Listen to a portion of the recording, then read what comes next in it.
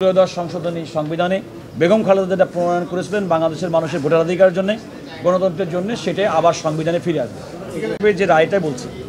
কারণ দেখেন, এটা হচ্ছে একটা সাংবিধানিক প্রশ্ন। সাংবিধানিকভাবে কোনো একটা রায় সঠিক হয়েছে কি হয়নি, এটা হচ্ছে বিচার্য বিষয়।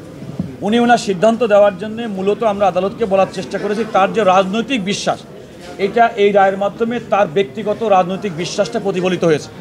তা না হলে বিচারকদের বয়স, রাজনৈতিক দলের ইচ্ছা, রাজনৈতিক কোনো কারণে দেখেন একজন বিচারপতিদের বয়স বৃদ্ধি করা সাংবিধানিক বিষয়।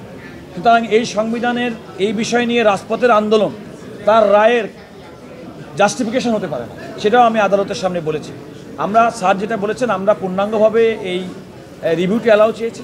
মোনালিসা হেভি ফ্লো 15 পিস প্যাকেটের সাথে 8 পিসের একটি প্যাকেট একদম ফ্রি। এবং আমরা মনে করি যে আমরা যেভাবে তথ্য উপাত্ত দিয়েছি, আমরা যেভাবে রায় উল্লেখ করেছি, আমাদের সিনিয়র উনি অনেক দেশে বিদেশের অনেক রায়ের উল্লেখ করেছেন।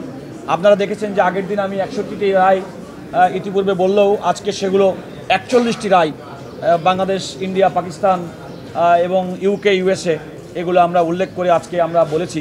এবং আমরা বিশ্বাস করি আদালত আমাদের এই যে যুক্তিতর্ক উপস্থাপন করেছি তাতে সন্তুষ্ট হবেন এবং এই আপিলটি অ্যালাউ করে ত্রয়োদশ সংশোধনী সংবিধানে বেগম খালেদা যেটা প্রণয়ন করেছিলেন বাংলাদেশের মানুষের ভোটাধিকারের জন্য, গণতন্ত্রের জন্য, সেটা আবার সংবিধানে ফিরে আসবে।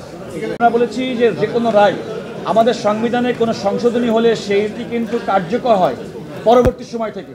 যে কোনো আইন যদি প্রণয়ন করা হয়, সে আইনটা কিন্তু পিছন থেকে কার্যকর হয় না, সামনে থেকে কার্যকর হয়। সেই নীতিকে বিবেচনা করে আমরা বলেছি আপনারা যে রায়টি দিবেন সেই রায়টি প্রসপেক্টিভ, অর্থাৎ পরবর্তী সময় থেকে কার্যকর হবে।